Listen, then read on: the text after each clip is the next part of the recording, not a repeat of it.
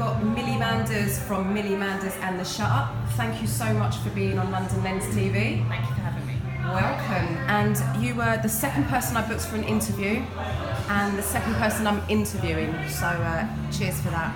Really happy to have you. So, a brief history for people who have never seen you before. Okay, so I've been playing music and writing songs since I was tiny. Started instruments when I was 5, songwriting when I was about 7. Had various bands. I went solo in 2012, having had a really bad record deal, and then got my band in 2014. Named it the Shutup in 2016. Okay, why the Shutup? Because my drummer is an Italian hobbit, and every time he sees something, love it. Every time he sees something he can't believe, it's like, shut up! I've started doing that recently. He's so funny.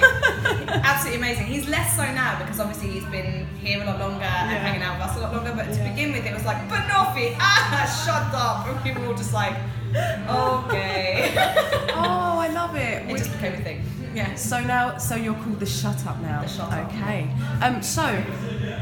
Someone once said, I'm not sure who it was, and many people have said it since, a great song should make you dance, feel, or think. Now, I love your songs. I haven't heard a song yet that I haven't liked. And some of them make you do all three. Okay, that's good. That is a good thing. I am a massive advocate for trying to... Any song that makes me connect with it in some way is a good thing. I'm not really one for love songs or slow songs or anything that I think is a bit like ballady. I have written the odd ballad, but I much prefer to be moved, to have my feet moving, to have my hips swinging. Yeah. But I am an emotive person, and so I write very much from the heart and often from anger. Yeah. And so I guess that's where that comes from, because I want people to move, but I want people to feel like the rage that comes from the subject matter that I'm writing about a lot of the time. It definitely comes through, and you're really eloquent as well. Thank you. I love the way that you write. It's very punk, but it's also, as I say, very eloquent. And yeah, it does. And some of the lyrics there do make you think. Some of them just make you have a drink. Is it Bacchus? Bacchus. So with that in mind, the first time I saw you, Millie, was at Rebellion this year. Oh, amazing. It was, so James from East End Baddoes told me in no uncertain terms that I had to come and watch you. James Crutwell. James Crutwell. Good old James. I love James. He's such a sweetie. Yeah, he's a good guy. And I had a really bad hangover, and I was lying in my hotel, which was further away than everyone else's hotel because I booked it last minute. Lying there thinking, oh my God, I've got to go and see this band, and they better be bloody good. And I got there, and I was like, oh my God, you'd already started. I got there a bit late, sorry, I think I missed half of the first song. That's not a problem. And I was like, oh my God, this is great. And I said to James, I'm not drinking. And then you introduced your song, when I say drink, have a drink. So I had to go to the bar and get a drink. And then I had a very good day. So thanks for that. You're welcome. Hair of the dog often helps at a festival, doesn't it? Yeah, it did. I'm not so sure about days 3 and 4, but that definitely. Remind me what day you were on? We were on the Friday because we were then in Norwich with Voodoo Glow Skulls the next day. Voodoo Glow Skulls, wow, great, another great band. Amazing, and their new singer Ephraim is just incredible. Really? His live show, his stage persona. Do you know Death by Stereo? Yeah. So he's the lead singer from them, and now works with Voodoo as well, and it's an electric show. And brilliant. We learned a lot that night. Good, it's always learning, right? Exactly. We're always learning, that's what life's about. And punk, obviously. So, what was I going to ask you? Oh, so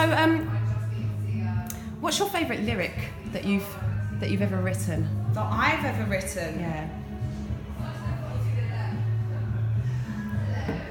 Oh gosh. I wouldn't say necessarily my favourite lyric, because I think that lends positivity to it, and that's not a negative thing to say. It's just that it's more about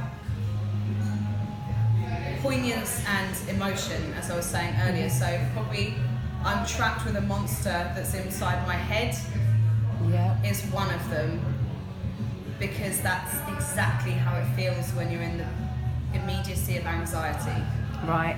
And that was so important to me to try and express that feeling of having this thing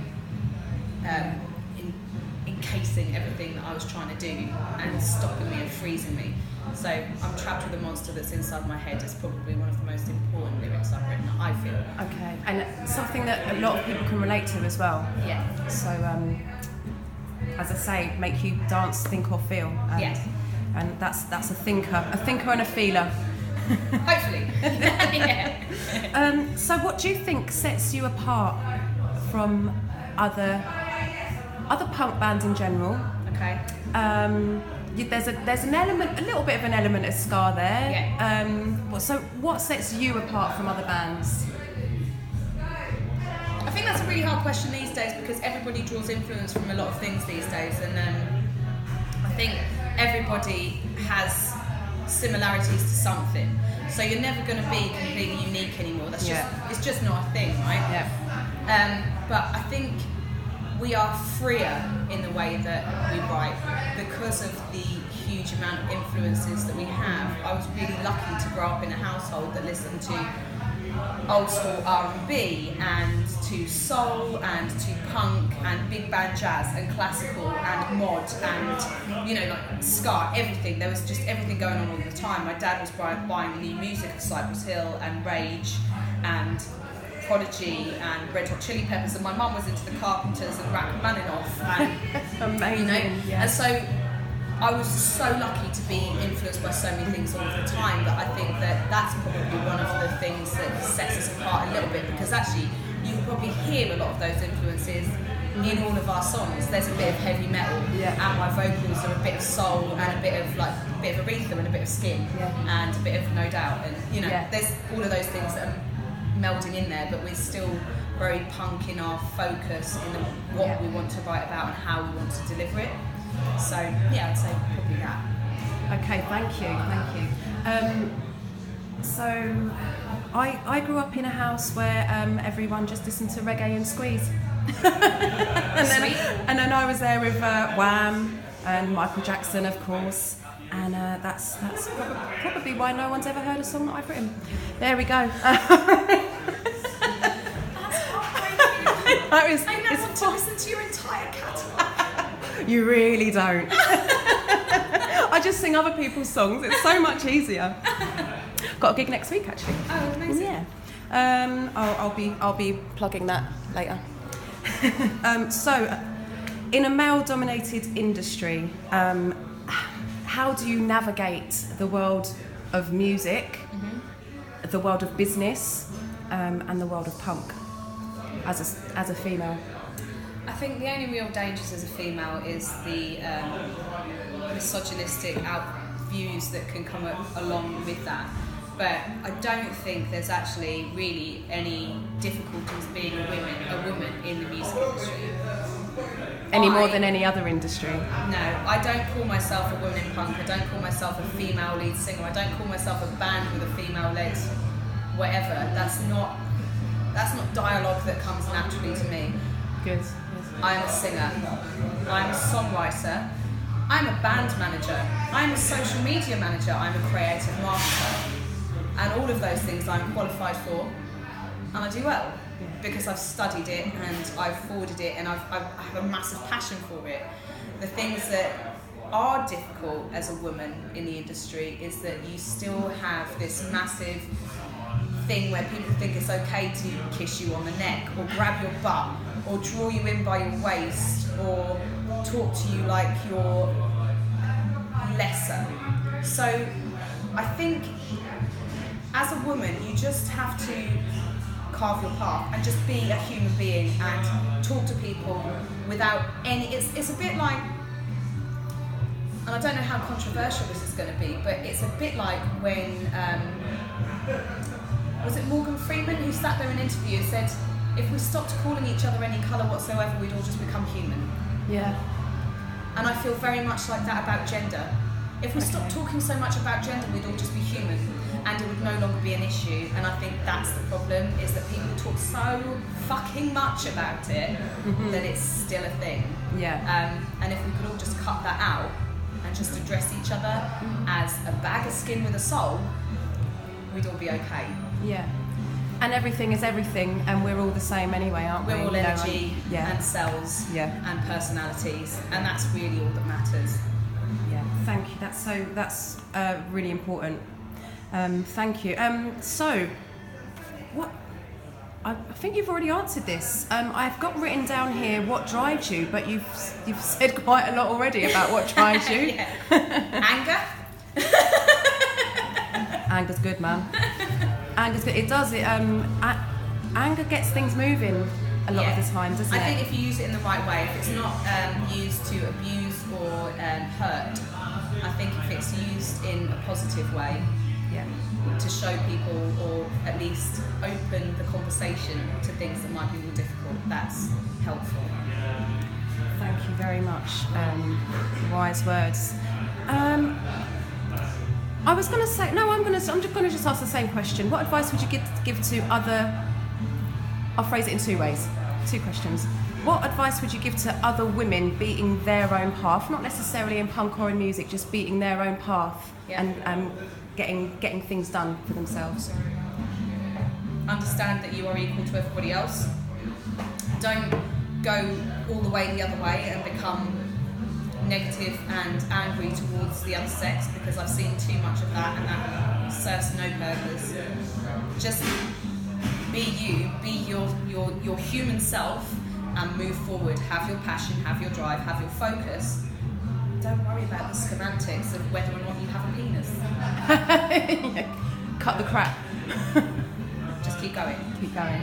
No, nice. So, you've got a great voice. Thank you.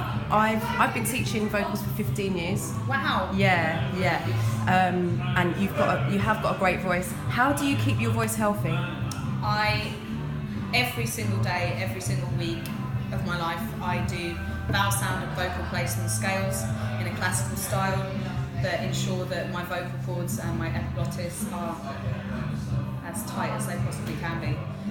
Obviously, when you're intensely touring, there's going to be times when your voice is really tired, and so it's going to take you a little bit of time to replace that.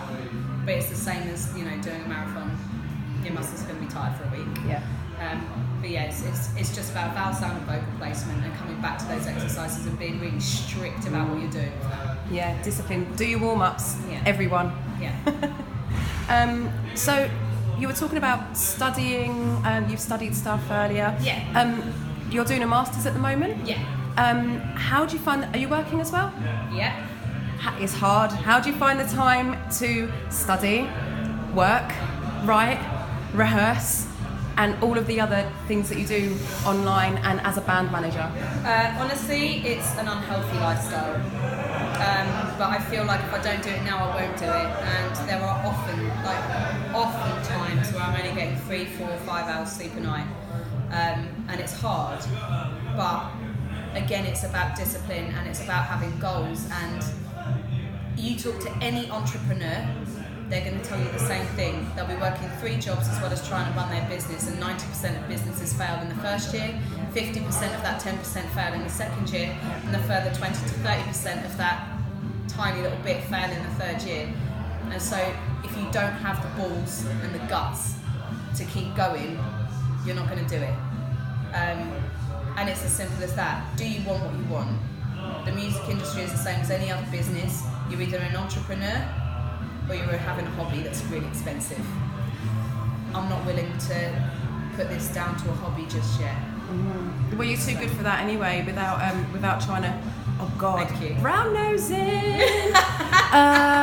But I'm not bullshitting, so I wouldn't say it if I didn't mean it. I'm not ready to relegate it yet, so I'm going to keep entrepreneuring until I'm dead, pretty much in a minute. And failure only happens when you stop, right? Yeah. It's always a no if you don't try. Yeah, exactly. So, what has been your biggest challenge so far? Not in life, but in music? Being born, maybe? Yeah, no. In music, it's having the time to be creative when you're having to be your own business manager, because the business side of it takes up so much time that you end up not being able to sit back, allow the business to move forward and give yourself headspace to be creative. The reason I'm studying my Masters is in order to learn more about the business in order to push my band forward, but in doing that it's taking more of my creative time away. I still have creative moments. I actually wrote an intro vocally to a song in the toilet about 20 minutes ago. I love put it into my voice note in the hope that next week I'll have time to write the song. Brilliant. But I'd say that's my biggest challenge at the moment, is having that creative flow, because I'm worrying about so many other things that I have to do. Okay, thank you. And last but by no means least, what's next for Millie Manders and the Shutup? Well, we've just signed to a booking agent, we've got a label and we've got a new management team. So I'm hoping with those in 2019, that's going to free up some of the stuff that I'm personally doing so that we can look at writing an album. That's our next goal, is to have our debut album. So. Okay. Have you written any songs for it yet? Or I've got the one that you just wrote in the toilet? That will be in the pipeline. So I'd say we've got a solid 4 or 5 ideas I'm happy about, but I'd like to write a decent 20 songs and then pick the best ones from that. So we've got a way to go, but I would like to say by the end of 2019 I want a debut album on the shelves. Brilliant. Okay, good luck with that. Thank you again so much, Millie Manders from Millie Manders and the Shutup, for being my second person on London Lens TV. Second episode. Thank you. Cheers.